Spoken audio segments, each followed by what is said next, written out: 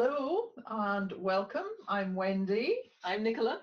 And together we're Corporate Conundrums. Conundrums. So welcome to those of you who are going to be phoning today. And we would just like to refer back to the previous podcast and thank Emma very much for contacting us afterwards and asking us in more detail to give us feedback on the funding, which we have caught up with her about. And we look forward to taking some different themes forward today. And thank you to all those who've messaged us through our Facebook page, Yes. facebook.com/corporate conundrum, or our YouTube channel, of course, where we've had some real good suggestions for future subjects. Indeed. And of course, people asking to join us on the call. So I know we've got a few people who are lined up for today. Yeah, I think we've got 5 or 6 callers, so that will keep us busy. So Wendy, I hear you've been in touch with Tanzania. What takes you to far off places? Lucky me. Well, you know, I do humanology. Mm-hmm.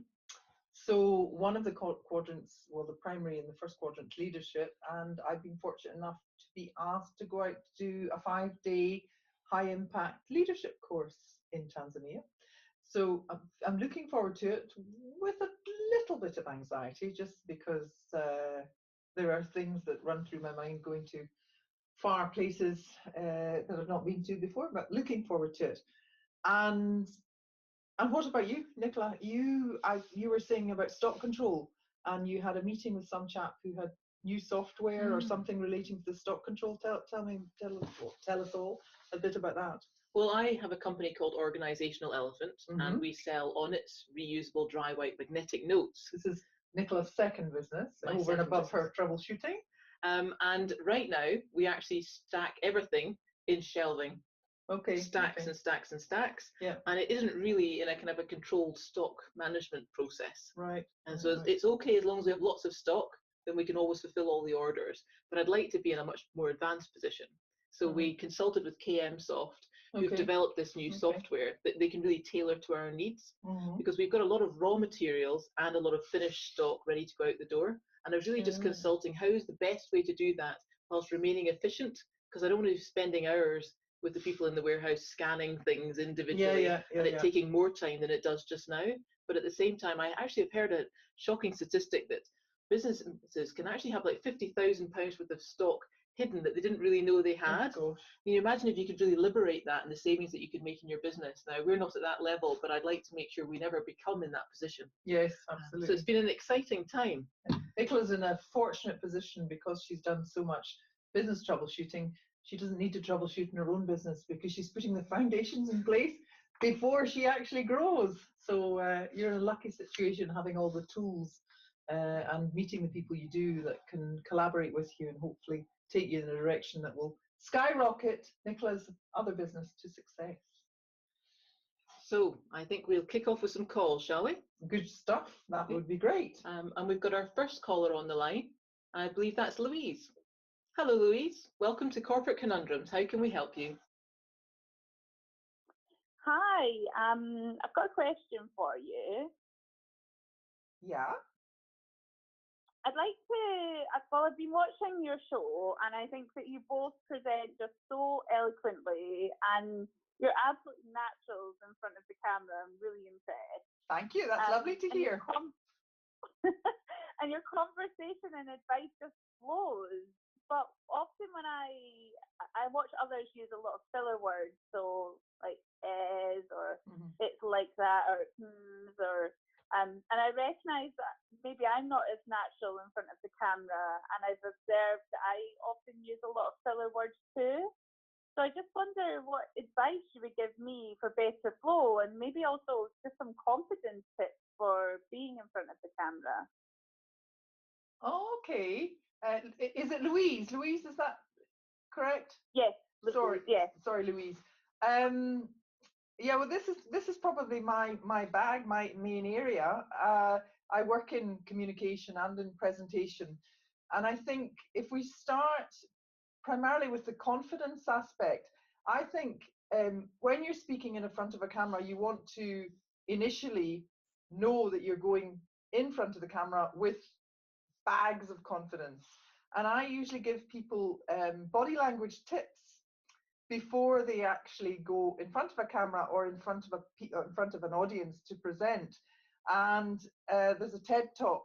Amy Cuddy does an amazing TED talk on how you can increase your confidence via power posing and via changing your body language, so that when you then go in front of the camera, in front of an audience, etc., you feel in a very different headspace, and you feel quite grounded and present to being confident and feeling that air of sort of authority prior to presenting. So that would be my first port of call, Louise, to, before you actually do anything, to put yourself in a state by changing your body language, by power posing and making yourself feel very big. It actually has an effect on testosterone in your body. They've done research into it, and it changes testosterone after about 2 minutes of posing and gives you that sudden feeling of being much more confident. So that's one thing I would recommend. Yes, indeed, Nicola. anything you want to add? Well, I think when it comes to thinking in a head, for me, it's about standing up. I sometimes find when I'm sitting down that I can become quite kind of insular and pensive. Yep. Whereas if I'm up and I'm standing, so for me, standing up and walking around and maybe lifting my head is something that gives me inner confidence. However, we're sitting today. We are. Yeah, no, I would agree with that. The more space you occupy with your body, the more confident you are. So I'm not going to go into great detail about body language and the evolution of it, but basically the bigger you are and the more space you occupy, the more confident you come across. And then with regard to language and speaking, I think primarily we don't like silence, and we feel uncomfortable if there's silence. And as a result, we fill the gaps with like that. And that in itself depletes from the quality of the conversation. So taking breath, having silence, and not being afraid of speaking slower, and being mindful of what you're going to say before you say it. So very often we converse in a knee-jerk fashion. So we blurt things out without necessarily just taking that bit of time to be mindful of what's coming out of our mouth, and also perhaps what we want as a result of the conversation or the presentation, Louise. Is that helpful? Yeah, definitely, really helpful. I really like the advice that you gave around building the confidence first and power posing. I've done a bit of that in the past, so I know that it does actually work. Oh, good. And I also like the fact that, you know, you're talking about how the body language is everything, and the idea of slowing down what you're saying makes a lot of sense, actually. Yes. Because then not thinking and you know, using those filler words as your brain is sort of trying to catch up with what you're saying. Yes. So that's been really particularly helpful, actually. And one other thing, I think that you're right. One other thing I would say, Louise, I'm very conscious now of what I'm saying and when I'm saying it. But one other thing I would offer is, when you're speaking and when you're using language, we have a tendency of using what I call stop and block words. I use a traffic light system in language. So I use green for words which move a conversation forward and which empower others to listen and be engaged. And I use orange and amber light for words which are cautionary words. So perhaps maybe if these sort of tentative words, and then block words would be no, no, can't, shouldn't, all the words which stop conversation moving forward. So thinking about the quality of the word choice and the language that we have when we present, when we communicate, is crucial to that positivity and that engagement, and an audience feeling that they want to really engage with you. Yeah. Of course. So some really good. The other filler word that I use quite a lot is I don't know if this is maybe a Scottish thing, but I use the word like. In what context? In context, if you like, like I'm actually just about to say now. So I use the word like. So I'll describe something and I'll say, you know, like, or yeah, I use the word like quite a lot. I'm aware of that as well, and it doesn't actually really mean anything. So I think that you're right, that maybe those words, those filler words, they're called filler words for a reason, because they're filling a space, whereas if you just slow down and be more comfortable with the silence and you take time to really think about what you're going to say next. So that's really, really useful to me. Thank you. Great. Well, that was very good of you to call into Corporate Conundrums, and we hope that the next presentation you do, you'll excel in it. And please fantastic. Thank you. Feedback to us, Louise. We would love to hear how you get on. Sure, I will do. Thank you so much. Okay. Thank you very much. Bye for now. Bye. Bye-bye. Bye-bye. So that was interesting, Nicola. Have you done much presenting? Where have you been with your public speaking and your presenting? I just have horrible memories of my first time ever having to present, and it was on a subject like representing a department, and it wasn't really a subject that I was an expert in. And having to go up with a slide pack and stand up the front and try and remember what the next slide was going to say, and not really living and believing it. And I think for me, a lot of it is about really talking about something you really know about. Oh, you're passionate about. But whenever you're talking about something that somebody's told you to talk about, then you're trying to remember it, you don't feel quite as secure in the subject. Yeah, and I definitely, it's all about that feeling of confidence and enthusiasm and passion, because that's what radiates across, and the mind body. You can change mentally if you're feeling a bit sort of introverted and what's the word I'm looking for? Scared, apprehensive. You can change that by changing your body language, and I find it quite fascinating that not many people think about changing how they walk, how they move, and what they offer via their physicality. It's a bit like fake it till you make it. It is. So you have to, yes, indeed. If you don't feel confident, imagine what somebody who does look confident looks like, and then embody that, and then hopefully that would. No, it does. It changes your mindset. The hardwiring between mind and body is phenomenal, but it's not utilized very much. Anyway, I think we've got our next question coming in. I think it's Kevin. Hello, Kevin. Welcome to Corporate Conundrums. What conundrum can we help you with today? Yes, I wonder if you can. So I've been around for more years than I do care to mention. And I've just joined another blue chip international organization. And there's one question that does keep coming back to me over and over again. And it's around how do I develop inter-team relationships with teams from different functions within a business? So the teams that I work with, they do share ultimate corporate strategy, but they do have different objectives on a day-to-day basis. So where this goes, it invariably leads to conflict and very much an us and them mentality. Have you guys got any thoughts on this at all? Well, Kevin, I think you've described something that we all experience, literally from being a child in a playground to joining our first job in a company, then to even in the bigger corporations and the smaller teams. As soon as you have a thing called a team, it isolates people from other teams. You see it in sports as well as in business. And for me, this is something that really needs to be tackled at the heart of a company, and it's a cultural issue, but also just something that people need to recognize the wider good. And I always come back to the motorsport analogy of, you can be really good at changing a wheel, but if somebody else can't get the car lifted up onto the jack, then you need to recognize that the two of you need to work together to get that car out of the pits.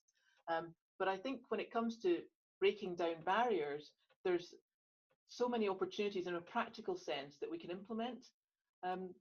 We were saying, Wendy, that there's not a number of organizational structures, isn't there? Yes, Kevin, something I was considering as you were speaking was very often within a team, people get a mindset that that team is the be all and end all of what they do, and they don't necessarily have a handle on actually what other department teams do, because they've never been offered any information, or there's never been any relationship building between the other team. And perhaps you could do a day where, or there could be within every month, one day a week, people move from team to team to experience a time within another team structure and get an idea of how that team works.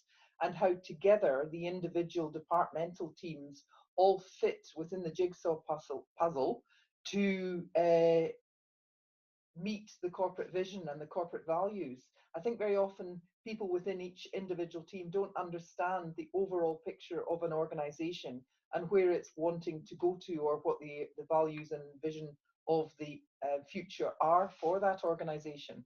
So maybe moving from one team to another might be something that could help that situation. Because I'd really like to see an organization that sells the brand of one team as its whole company. So whether you've got 5 people or 5,000 people in an organization, that it's welcome to the organization team.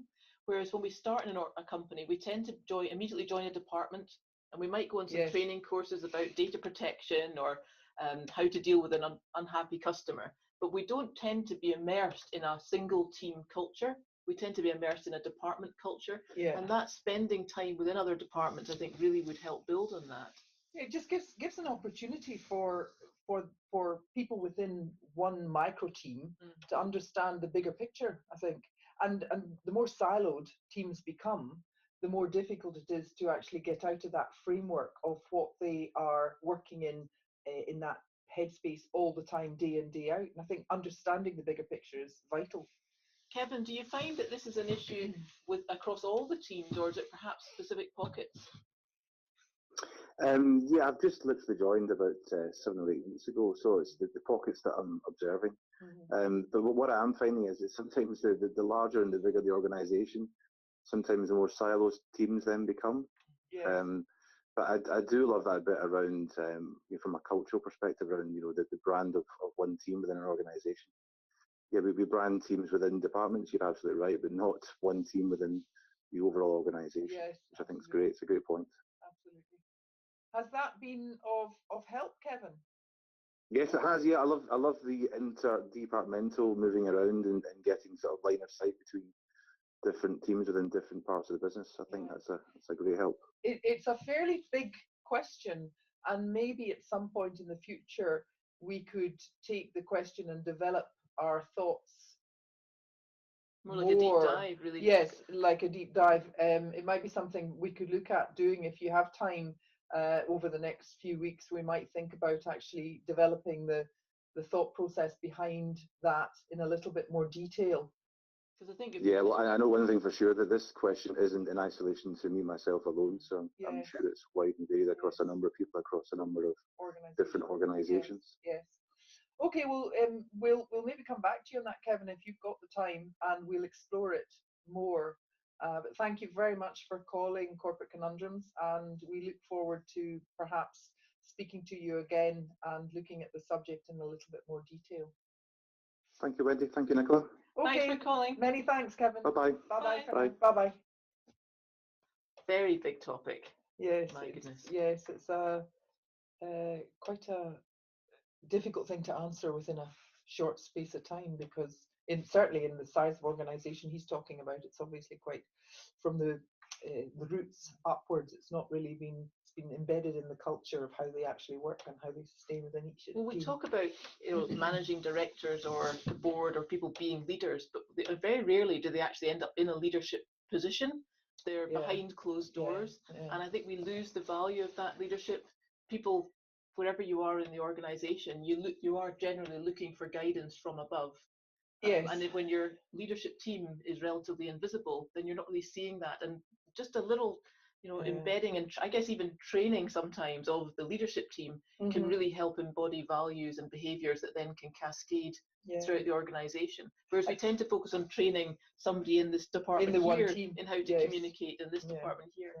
I think it's understanding the organisations made up of multifactorial teams, which are all part of one big team, and working in that basis. And it may be that the team leaders or the people above the team leaders that Kevin was specifically mentioning need to be more visible and need to move from team to team and spread the word of what each team is doing and how the successes that they're having within each team as well. So there's more just we've talked about communication, and you know, we have a great gift of communication, but we're not always that great at using it. So I think we've got another caller on the line. It's another Louise, actually. Oh, right, two Louises. Two Louises. Yeah. Hello, Louise. Thank you for calling Corporate Conundrums. How can we help you today? Oh, hi, Wendy. Hi, Nicola. It's Louise here from Graham Pest Control. Hello, Louise. Morning, Louise. Hi. My question for you today is, do you have any ideas for better engaging with our remote employees? I wonder, Louise, can you tell me a bit about the sort of structure of, when you say remote employees, are these sales teams? Are they implementation teams? What are they scattered? No, they're service technicians. So we cover the whole of Scotland. We've got our head offices in Blairgowrie, but we have a good number of technicians that leave their house, get out in their van, and spend the whole day visiting customers within their territory. So they find it quite difficult to feel connected to our head office in Blairgowrie. And I'm just wondering how we can make them feel more connected to us when we've got the difficulty of location up against us. Okay. Louise, can I ask, how frequently do your field sales teams get together for meetings or cross-fertilization of ideas? How often does that happen, or does it happen at all? It does. Formally, we try and have 3 company meetings per year. We always have the annual company conference in January, and it just depends how busy we are, whether we get the April and October ones through. But we try and get them all together for a formal meeting. And socially, we try and get the whole company together twice a year, once at Christmas time, with their partners as well. And in the summer, we always have an event. And in previous years, it's been things like a sports day where Friday afternoon we get together and do team challenges. This year, because we've got a number of staff celebrating big birthdays, we're just having a big birthday bash, we're calling it, and it's a barbecue and you know, just a social get together. Okay.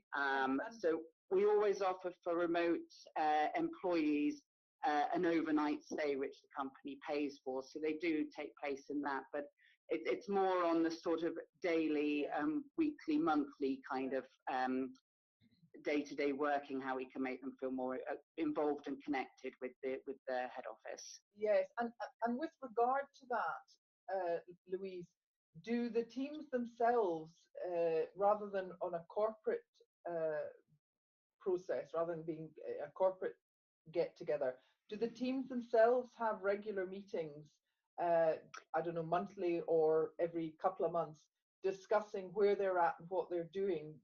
Does that happen? They all have a service manager, and the service manager looks after about 5 staff within the territory. So you've got like the Highlands and the Central Belt. And I think that's one area where we could possibly encourage them to do more of that. They should be phoning them every morning and touching base with them, seeing what their daily workload is like, seeing where they're needing a hand, or, you know, things like that. But if you have any ideas for how their service managers within their territories can enhance the sort of employee engagement on their side, I think that would be the way for us to go. Yes. Well, I would definitely suggest that the service managers need to have almost a hub or a group, a regular meeting together, be it virtual or in reality, where they discuss what they're doing and their best results of what's happening with their team.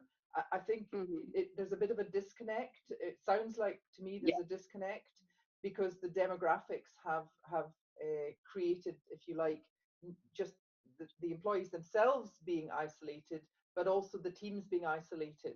And bringing that together is crucial. So firstly, my thought process would be to have some sort of more formal team, sorry, what did you call the area managers? Was it some service managers?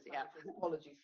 Some sort of regular meeting that the service managers have probably. What sort of frequency would you say would be healthy? I would definitely no less than monthly. Okay. It's interesting because I'm thinking, Louise, that a lot of, traditionally people put in place these formal meetings, but they become a negative experience because they're like, why am I doing this? I'm not getting any benefit. So the real key, rather than being the frequency of the meetings, is actually the content of the meeting. And even if that content is nothing to do with work, it could be, it actually doesn't have to be. What we're looking for is to people to feel the need to want to spend time and exchange information and ideas with other people within their team. Yes.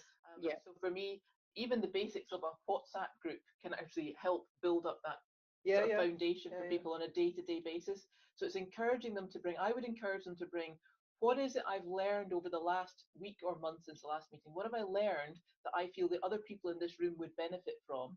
And what are the problems I'm facing that I would like some help from the other people in this room from? Rather than the update of, I saw 5 customers and I've managed to identify these risks and whatever the formal stuff is that tends to keep people in their silos and they switch off or even check their own phone whilst others are speaking. It's twofold though, Louise. It's more engagement with the service managers and their team, and more engagement with the service managers as a team. So it's ensuring that there's a connect or more of a connection on a regular, definitely no less than monthly basis. I would recommend the service managers have a virtual meeting.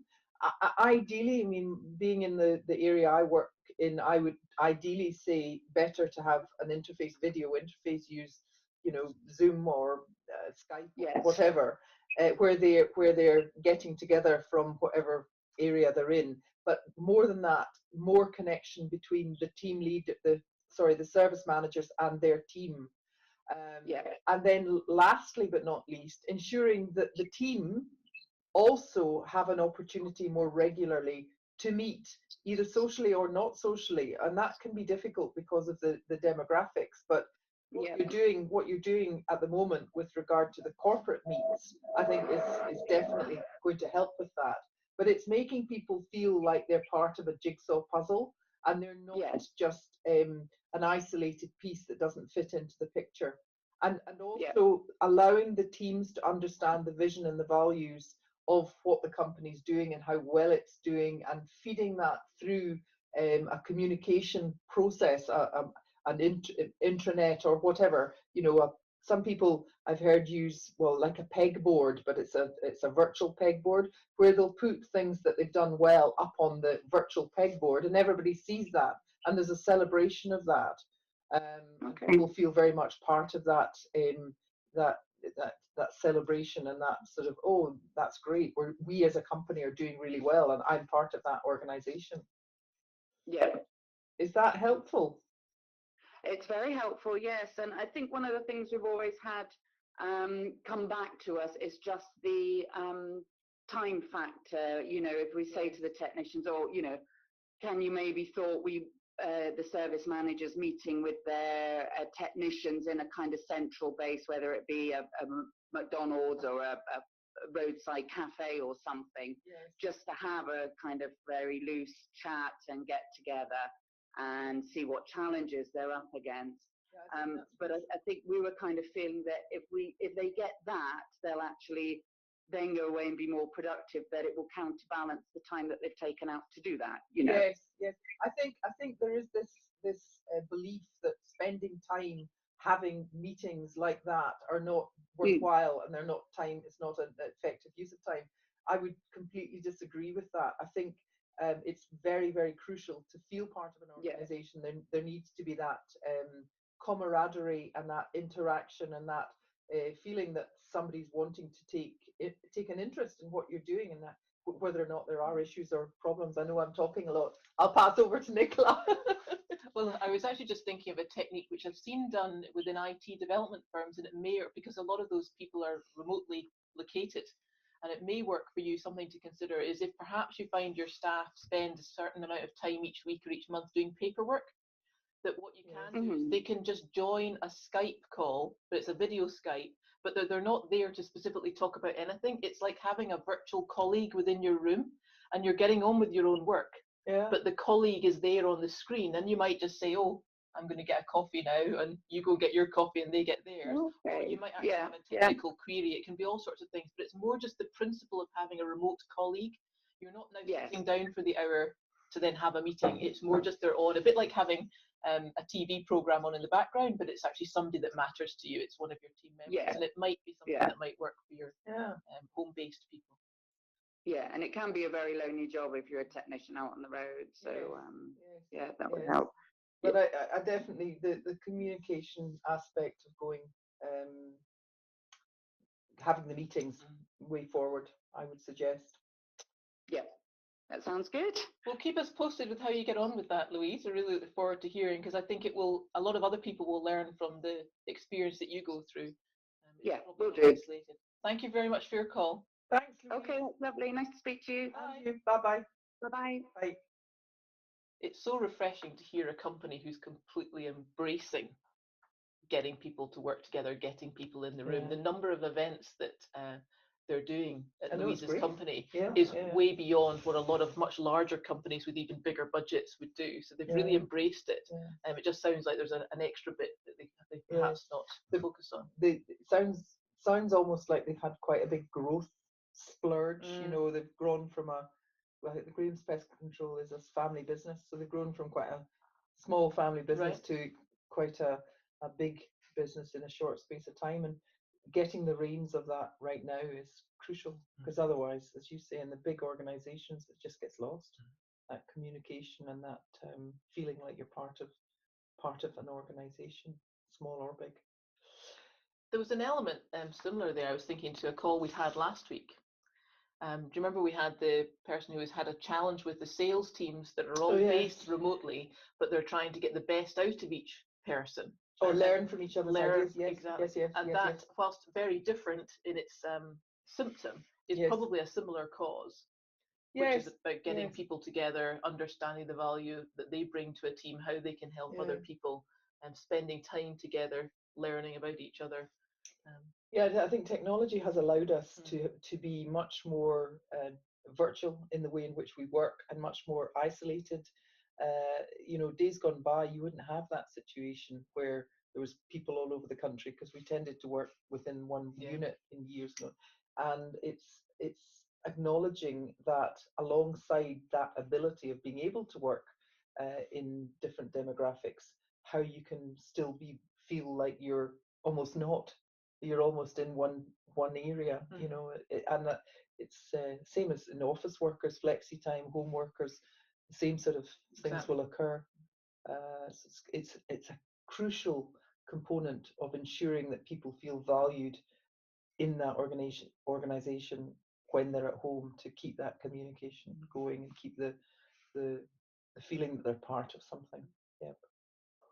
Hello, Beverly. Thank you for calling Corporate Conundrums. How can we help you today? Yes, hi there. Thanks for letting me join your podcast. My name's Beverly, and I have, for most of my career, worked in the civil service. I do that part-time.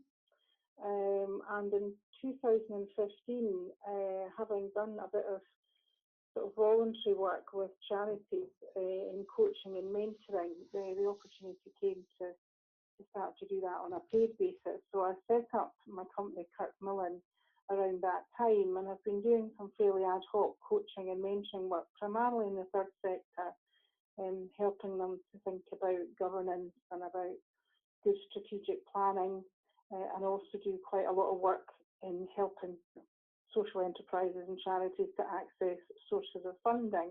Okay. And I guess my conundrum is, at what point do I know that it's right to take the brave step and cut my ties with my kind of paid job and switch over to the thing that essentially is a bit of a hobby at the moment, but something that I really enjoy. And my concern is that if I go into my consultancy full time, that it will become more like the day job, and I probably might not enjoy it as much. I suppose I was just interested to know what your thoughts were about at what point do you get to that tipping point where you just know it's right to make the brave move and go for it full time. Interesting. Well, obviously both Nicola and me are self-employed, so we've made that jump.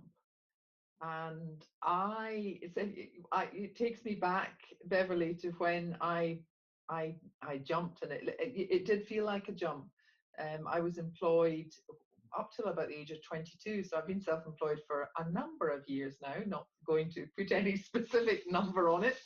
And I remember that feeling of, should I go self-employed and start up myself, or should I stay with the comfort blanket of being employed? And for me, it was about the money side of things. You know, if I go self-employed, there's no guarantee I'll have a monthly income.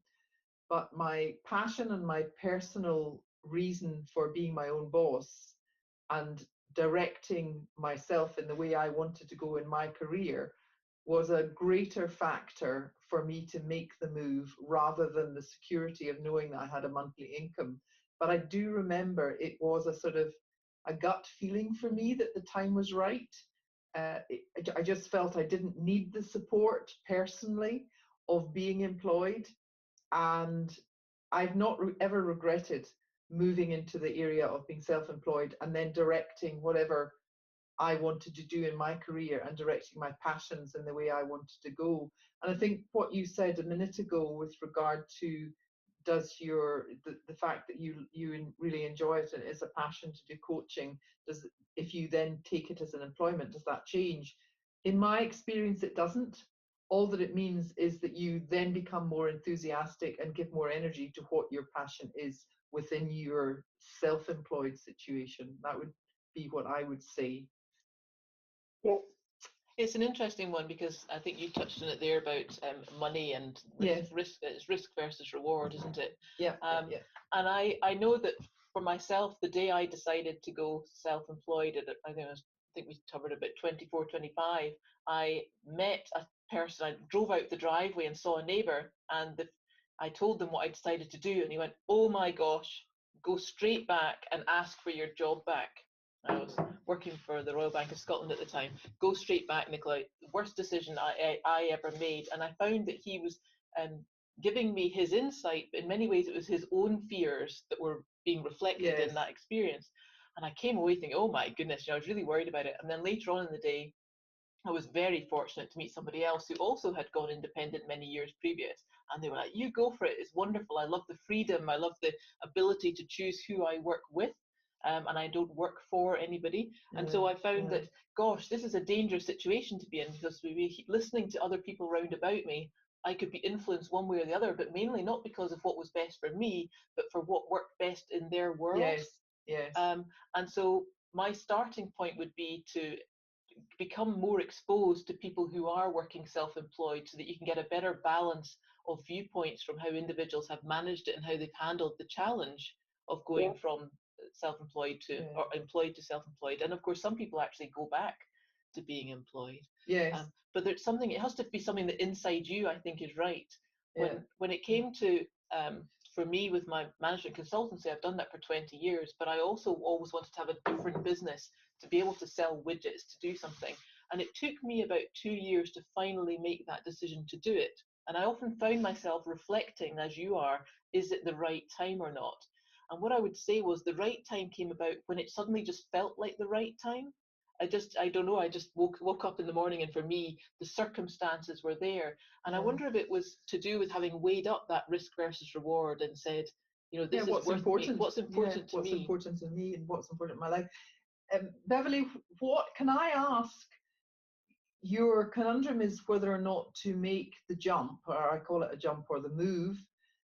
What are the things that are holding you at the moment? What is anchoring you to the idea that you may, you know, the idea of staying employed is a safer, or it may be a safer thing at the moment? What's the main factor? I suppose, well, there's a couple of things. I mean, firstly, you know, obviously the benefits that I have in terms of a secure job with, you know, a good pension and lots of benefits, lots of flexibility. You know, I enjoy that job that I do in the government. And I guess there is always this fear that as well on the other side, that nobody will want to employ me, and that, you know, there's a lot of competition out there, and, you know, what happens if, as you say, I can't pay the bills? What happens if, the income just doesn't come in? So it's things. And at the moment, I'm kind of got the best of both worlds, and it feels a bit, I feel that's not sustainable, probably, because I think I'm increasingly getting frustrated with the day job, although I enjoy it.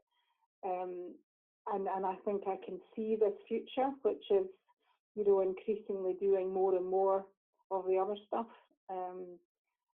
And the more I do, as you said, I mean, the more I love, I just, it really, really motivates me. Yeah. So much more energy when I'm doing what you enjoy. That I don't get paid for. Passion is. Yeah, I mean, I think you have to, in your own mind, equate, does the passion and the enthusiasm and the real drive for what you want and where you want your life to go, is that being in that place of coaching and being self-employed, or are you more comfortable in the situation that you're in at the moment? By the sound of the way you're describing it, I certainly know the direction I would advise, but that's for your decision in the long term. And the fact that you're contemplating it does tend to suggest you're the sort of person that would be more than capable of forging ahead in the sphere that you enjoy and that area of coaching. I mean, I've got a lot of support locally from a local business gateway. They've been fantastic at bringing me in to network events, and I'm taking part in their digital boost program, and I'm getting some great support there. And I guess my sense is that I'm on this journey where incrementally I'm building up my network and my contacts and my profile. And as you say, eventually it will, I hope, just feel like, right, this is it now. This is the moment. And it's feeling closer now than it did, say, a year ago. You'll always, I think, remain with a little bit of that, I hope it's going to be okay. Being self-employed and being an entrepreneur, you're constantly responsible for your own journey, and within that there is always this, what's next month or what's the month after. It doesn't go away, but if you're happy to balance that with the passion and the freedom of being your own boss, then that for me was the equation that worked. That freedom, that passion, that enthusiasm directing my own life way outweighed the insecurity of wondering whether or not will I or won't I have money coming in at the end of the month. I think you can always find a way forward with the financial aspects, if you're going in the right direction for your enthusiasm. Yeah, I mean, a couple of people that have done this journey have said to me that in advance of making the leap, they kind of started to make some financial provision and set aside, a kind of like a kind of fund that they could kind of fall back on. So they had a bit of flexibility in terms of that income stream. Is that something you would recommend? Yeah, absolutely. But also remember, Beverly, that there's no negative in that you could go back to being employed again. If it doesn't work, you can always get a job. It's not like once you've moved to being self-employed, there's no way back. As Nicola said. And ironically, of course, within the civil service, you can actually take a career break. Yes. I could actually take a break for a couple of years and, to try and explore whether this is going to work. And then, if it wasn't working, I could literally walk back into my old job or into the current job. Oh, well, there's your answer. Well, I know. I'm just thinking that through as I'm talking There's your to answer. you. Yeah, I mean, you've got a very good opportunity there with security of allowing you to take that first step and go the direction that you feel where your passion is, and the options are, if it doesn't end up the way you want it to, you can revert back to where you are now. So you've got a perfect situation. Let's talk about the money side, I think, for a second, because I think general best practice advice for anybody, even when you are employed, is to have a kind of a 3-month cushion. Mm-hmm. It's a challenge to get that, and I have to say it's not necessarily an area I'm particularly strong in. But people would always advise that, because of course nowadays being permanently employed, for a lot of people, they're no less secure, no more secure than if they were self-employed. No, so for other people out there, having a cushion is generally a good idea.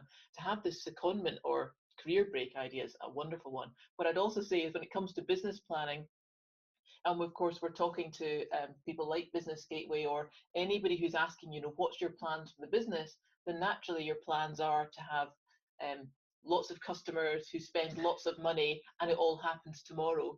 And it's worth saying, well, forecast and then half it or even quarter it to get started. Because for a lot of businesses, the real challenge is getting in front of the real customer who's prepared to pay today.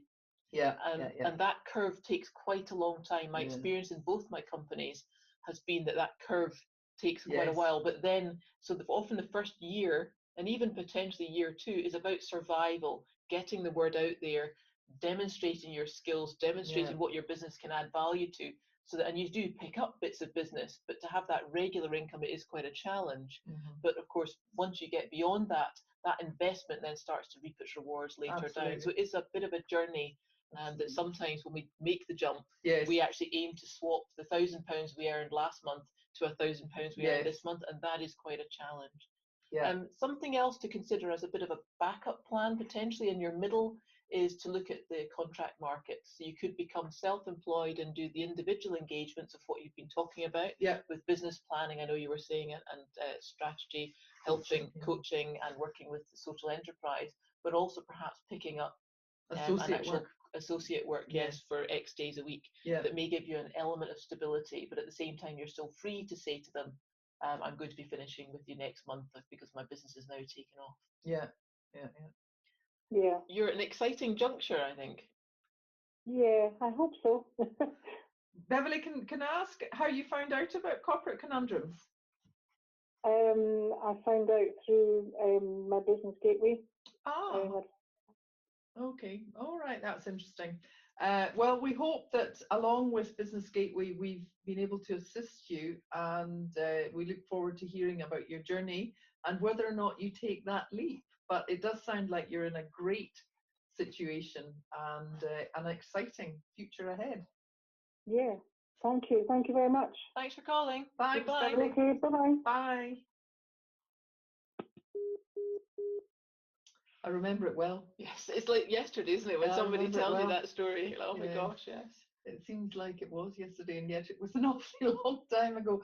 And I also, you know, what's so salient is what you said about the expectation that you leave one secured employment job and you suddenly think you're going to be in the same situation, but you never are. It's it's troughs and peaks all the time, and I think in today's climate, it's a little bit like employed as well, because there's no securities. I would love to think that I was, you know, never having to think money, but you know, you do. It's a balance. But my being self-employed and the fact that I'm my own boss and my own destiny is up to me. I wouldn't go back. I couldn't go back. I'm unemployable, I would suggest. And let's hope I never need to be employed, having said that. So I think we've got time for one more caller today. Great. Let me just see. I think we've got Malcolm. Oh, good. Is it Malcolm that's going to be calling in? So, hello, Malcolm. Welcome to Corporate Conundrums. How can we help you today? Hi, Malcolm. Hi there, this is Malcolm Curry here, and I'm hoping I've got a conundrum for you that will hopefully be something that's useful to discuss. I've got a business that revolves around dispute resolution, mediation, and the whole interaction between companies and the people that work for them. Now, there's something on which I have a view, but I'd be interested on your thoughts, which is really around the whole area of how businesses should work to reintegrate and reestablish employees when they've been through a disciplinary process, a grievance or a capability procedure, something like that. But regardless of the outcome, which may be positive or negative, it's quite stressful and upsetting for them. And so the question is, how can they return to being more engaged, more productive members of the team? Interesting. It's probably, you were saying, stressful for the person who is going through the disciplinary. It's probably equally as stressful for the people who are doing the disciplinary. So that's quite an interesting dynamic as well. Nicola, yes, absolutely. Do you want to kick off with that one? I feel part of this is about starting a step earlier in the process. I think traditionally the perception of going through a disciplinary is that people think that if I'm in the disciplinary process, my employer wants me out. Yes. And so the expectation going through the whole thing is negative. And if if somehow I succeed in my disciplinary and I'm still here, I've now got to deal with these people who really wanted to get rid of me. Now, that's not actually the reality of what people want to get out of a disciplinary. The aim, of course, is you've got a whole person, but there's a specific element you'd like to tackle of performance that you can then hopefully work with that person to get a positive outcome to then move forward together. So there's something to do with positioning that type of process earlier in the employment cycle, where people get to understand that it's not such a horrible event that you can't come back from. Because I think the perception is once you decide to go down that route, or once an employer takes you down that route, you've got a path of no return. You're pigeonholed.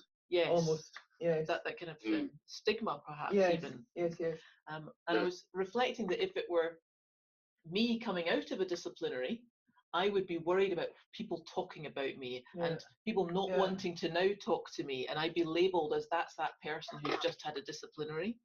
And so I think it's really important to embrace that person the minute that they come out of that process, and that the team, and particularly the manager that's managed them through that process, immediately engages them. Yes, you know, as somebody walks in the door, it's, hello, Nicola, great to see you today. How are you? Let's have a talk about what you're going to be working on today. And it's a positive environment, trying to really bring somebody back.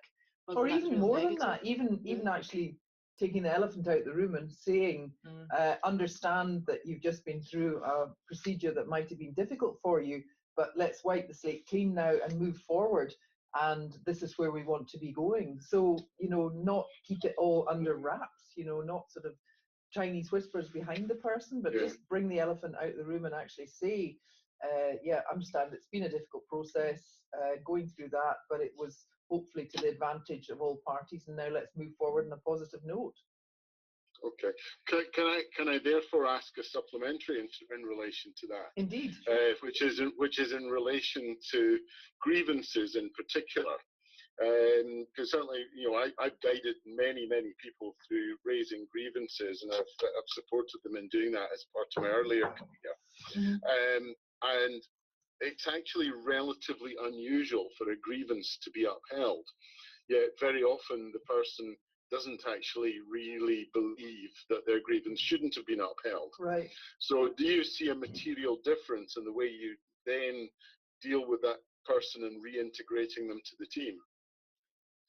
So the difference between the person offering a grievance and the company doing a disciplinary, and the relationship between how either individual integrates into the organization thereafter, is that what you're asking?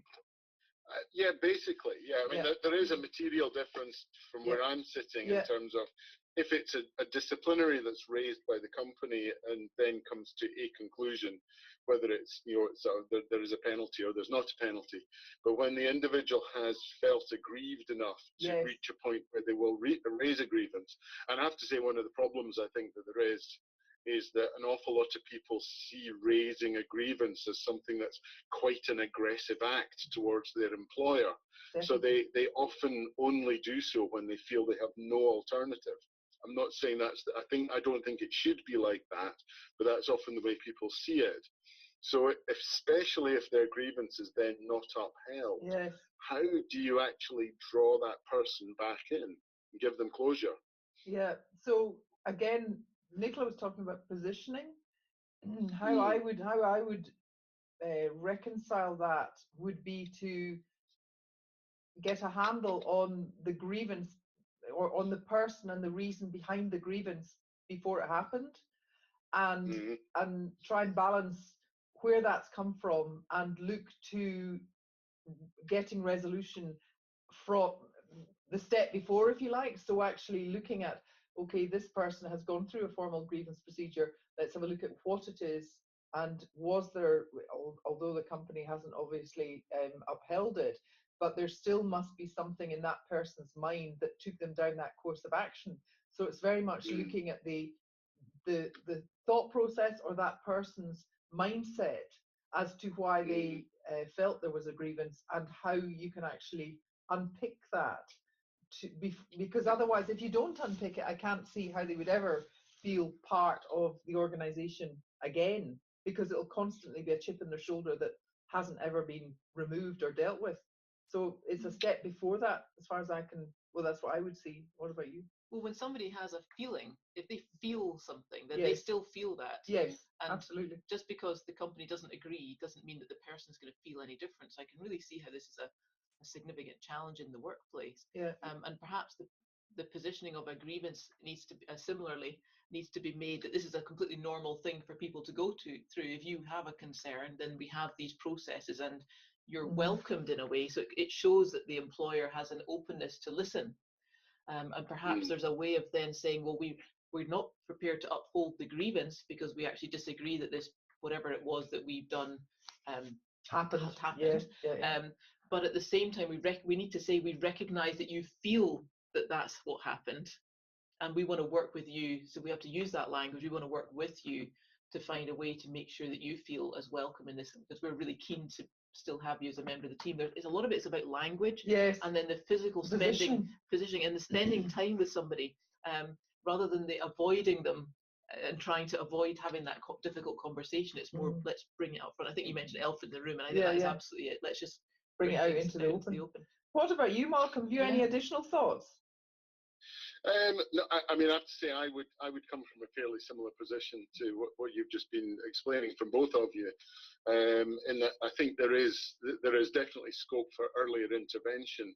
I actually think an awful lot of grievances that I've seen, and actually a fair number of the disciplinaries that I've seen, have actually arisen from not giving the managers the tool set that they need in order to actually be able to avoid those things in the first place. And that possibly an area that needs a bit of focus is actually development of management skills, in order to avoid the problem from growing in the first place. Well, and continually topping those up.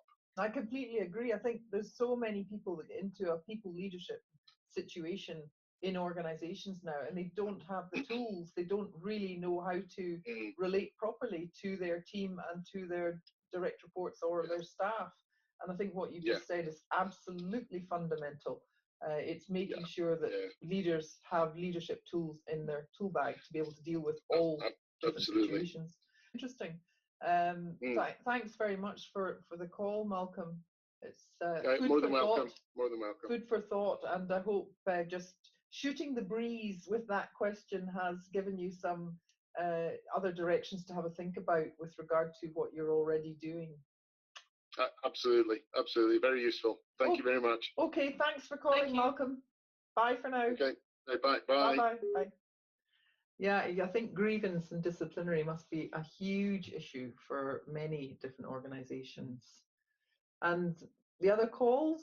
Well, we've had some, again, a complete variety of calls. We've had Louise, who was looking for advice on how to be confident, how not to err or or ah. Hopefully we've not done too much of that. We had Kevin, who was looking at teams, diversity, the them and us between team dynamics, and how to make sure that in a corporate... Not siloed, how they bring them more together, And then we had our other Louise, okay. And who was really looking at how to engage remote employees. Yes. Hopefully the advice we gave Louise was salient.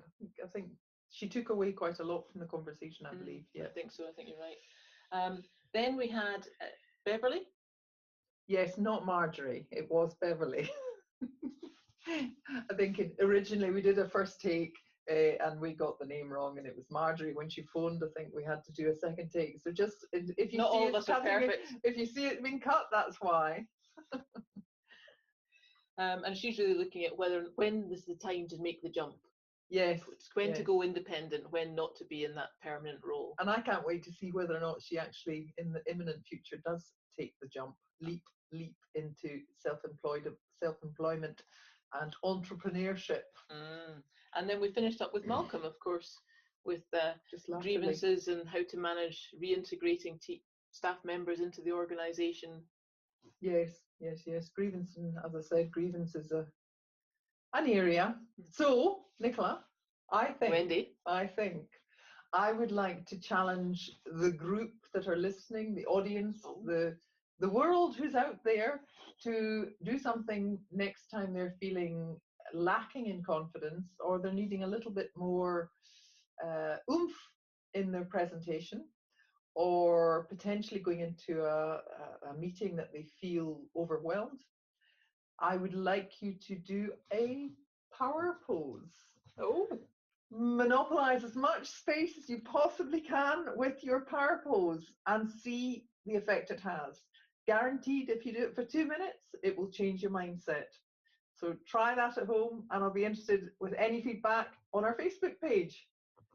We'd love to see some photographs of course, you practicing your pose. That would be do great. Post them on our Facebook page, which is facebook.com/corporate conundrum. Also, drop us a line through PM messaging if you'd like to perhaps feature on our next podcast, or ask us any specific questions about your business and see if we could be able to help you with your corporate conundrum. That would be great. And I think that is a goodbye from her. And a goodbye from her. And a goodbye from us. Wish you well. Bye.